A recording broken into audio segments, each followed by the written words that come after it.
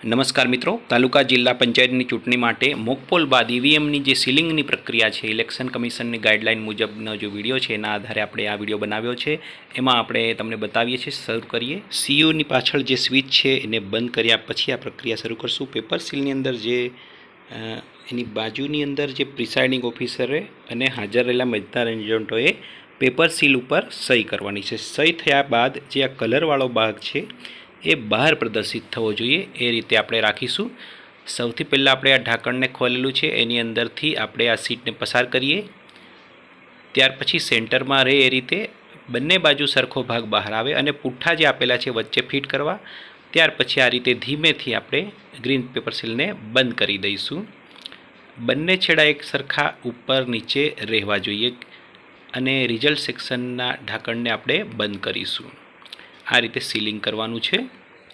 હવે એની અંદર રિઝલ્ટ સેક્શનના અંદરના ઢાંકણમાં આવી રીતે દોરા વડે સીલિંગ કરીશું.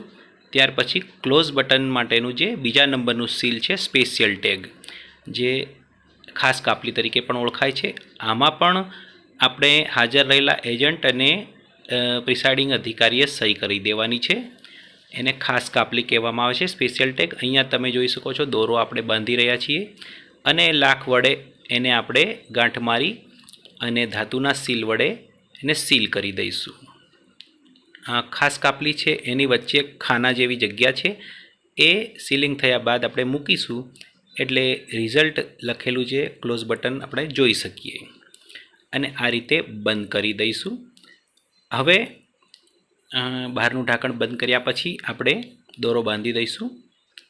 હવે સરનામા ટેગનો ઉપયોગ આપણે જોઈએ તો મતદાન મથકની તમામ માહિતી લખી અને ત્યાર પછી આ દોરો બાંધી અને સરનામા ટેગને આપણે આ રીતે લાખ વડે સીલ કરી અને પાછળ સેલો ટેપનો ઉપયોગ કરી અને આપણે આ રીતે એને લગાવી દઈશું, જેથી કોઈ જગ્યાએ ઉખડી ના જાય અને નડે પણ નહીં. ત્યાર પછી આ ત્રીજું સીલ આપણે માર્યું સરનામા ટેગનું. હવે ચોથું અને ખૂબ મહત્ત્વનું ABCD વાળી જે સ્ટ્રીપ સીલ કહેવાય, એનો ઉપયોગ આપણે કરીએ. તો હવે એને કઈ રીતે લગાવવું? તો જે કાળી કેપ છે એને અડે નહીં એ રીતે એની નીચેથી આપણે લગાવવાનું છે. સૌથી નીચેનો જે વિભાગ છે એની અંદર આપણે સ્ટ્રીપ સીલ લગાવીશું. સૌથી પહેલાં અહીંથી તમે જોઈ શકો છો એ જે છે એ ખોલવાનો છે, બરાબર સેન્ટરમાં રાખી અને ગ્રીન પેપર સીલનો નીચેનો છેડો એના ઉપર આપણે ચિપકાવી દઈશું આ રીતે. ત્યાર પછી આપણે બી ખોલીશું અને બી દેખાશે હવે, અને એ બીને પણ આપણે ઉપરથી બંધ કરવાનો છે. એ બી પછી પેલી બાજુ લઈ લેવું ને એન્ટી ક્લોકવાઇઝ, અને આ લગાવ્યા પછી સી ઓપન થશે અને સીની ઉપર આપણે જે ઉપરનું ગ્રીન પેપર સીલનો અડધો છેડો બહાર છે સી ઉપર લગાવી દઈશું, જેથી કરીને એનો નંબર આપણે વાંચી શકીએ એ રીતે ચિપકાવવાનું. ત્યાર પછી આ આખી જે સ્ટ્રીપ છે એને એન્ટી ક્લોકવાઇઝ ફેરવી અને ABCDનો જે છેલ્લો અક્ષર ડી ઉપર આવે એ રીતે આપણે ચિપકાવી દઈશું. આ રીતે બને એટલું ફિટ રહે એવું આપણે અહીં ગોઠવણી કરવાની થાય છે. હવે તમે બંને પેપર સીલના એટલે કે ગ્રીન પેપર સીલ અને સ્ટ્રીપ સીલ બંનેના આપણે નંબર વાંચી શકીએ છીએ. મોકપોલ પછી આ રીતે 4 પેપર સીલો આપણે વાપરી.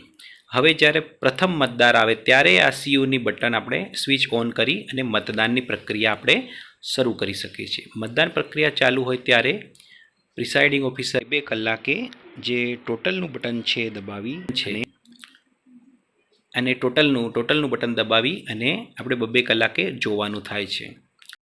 બિઝી લેબ ચાલુ હોય ત્યારે કામ કરશે નહીં. એટલે સાંજે મતદાનનો સમય પૂરો થાય ત્યારે કોઈ લાઇનમાં થાય ત્યારે આપણે ક્લોઝ બટનનું જે કેપ છે એને ઓપન કરીશું અને મતદાન પૂરું થવાનું જાહેર થાય ત્યારે ક્લોઝ બટન દબાવી દઈશું. અને આ રીતે તમે જોઈ શકો છો ડિસ્પ્લેમાં આપણે મશીનનો સમય, નંબર, તારીખ, ઉમેદવારની સંખ્યા અને ટોટલ પોલ વોટ કેટલા મત પડ્યા છે એ બતાવી દેશે ક્લોઝ બટન દ્વારા. હવે પ્રિસાઇડિંગ ઓફિસરે ક્લોઝ બટન દબાવતી વખતે કંઈક ધ્યાન બહાર થઈ ગયું હોય તો ફરીથી પણ તમે ટોટલ બટન દબાવીને એ કેટલા વોટ પડ્યા છે સાંજે જોઈ શકશો. હવે વોટિંગ પૂરું થયું છે. ક્લોઝ બટન દબાવી દીધું, ટોટલ આંકડો લઈ લીધો. ત્યાર પછી હવે આપણે આરઓશ્રી સુધી પહોંચાડવા માટે સીઓ અને બીયુને આપણે પેક કરવાની પ્રક્રિયા કરીશું. કંટ્રોલ યુનિટની સ્વિચ બંધ કરીશું. ત્યાર પછી શરૂઆતમાં જે કનેક્શન કરેલું એ જ રીતે ધીમેથી બંને લેચ દબાવીને કેબલને ડિસ્કનેક્ટ એટલે કાઢી લઈશું. હવે બોક્સને સીધી પોઝિશનમાં આ રીતે મૂકવાનું છે અને ડાબી બાજુ ડાબા હાથે મશીનનો ઉપરનો ભાગ હવે એ રીતે મૂકવાનું છે, જેથી કરીને તમે મૂકશો એટલે ખ્યાલ આવશે ફિટ થાય છે કે નથી થતું. અને આ રીતે પેટીને આપણે બંધ કરી દઈશું. ત્યાર પછી કંટ્રોલ યુનિટ મૂકી હવે બેલેટ યુનિટને આ રીતે આપણે મૂકીશું અને એમાં પણ એ જ પ્રમાણે ડાબા હાથનો ઉપર બાજુ આવે એ રીતે મૂકવાનું થશે. કેબલ આ રીતે ગોઠવી દેવાનો છે અને ત્યાર પછી ઉપરથી આપણે પેટીને બંધ કરી લઈશું. આ રીતે સ્પષ્ટ તમે જોઈ શકો છો. હવે એના ઉપર પણ એક એક સરનામા ટેગ આપણે લગાવવાની થાય છે. આવી રીતના બે ઈવીએમ તમને બૂથ ઉપર એટલે કે જિલ્લાનું અને તાલુકાનું એ રીતે મળશે. જે પ્રમાણેની જે તે સીટ હશે એ પ્રમાણે. તો એટલા ઈવીએમ આ રીતે તમારે પેક કરવાના થશે. આ રીતે ગાંઠ મારવાની થાય છે, ડબલ ગાંઠ, અને પછી સરનામા ટેગ, અને સરનામા ટેગને પછી પાછી સેલો ટેપથી અગાઉ આપણે જેમ ચિપકાવી હતી એ રીતે આપણે ચિપકાવી દેવાની થાય છે. અને આ રીતે તમે જોઈ શકો છો. લાખનો સીલ તો ખાસ મારવાનું એ ભૂલવાનું નથી. અને ત્યાર પછી એના ઉપર સેલો ટેપ મારી અને એને ચોંટાડી દેવાનું છે, જેથી કરીને કોઈ જે કંઈ મશીન છે એનું પેકિંગ છે આપણે જોઈ શકીએ, કયા મતદાન મથકનું છે સ્પષ્ટ ખ્યાલ આવે છે અહીં વિડીયો. ત્યાર પછી જે બીજું આપણું કંટ્રોલ યુનિટ અને બેલેટ યુનિટ એટલે કે બીજું જે મશીન છે એને પણ આ જ રીતે આપણે પેક કરીશું. અને આ રીતે એક જોડ તમારું એક મશીન રેડી થાય એવી રીતના બે મશીન હોય તો બે જોડનું આ રીતના તૈયાર થશે.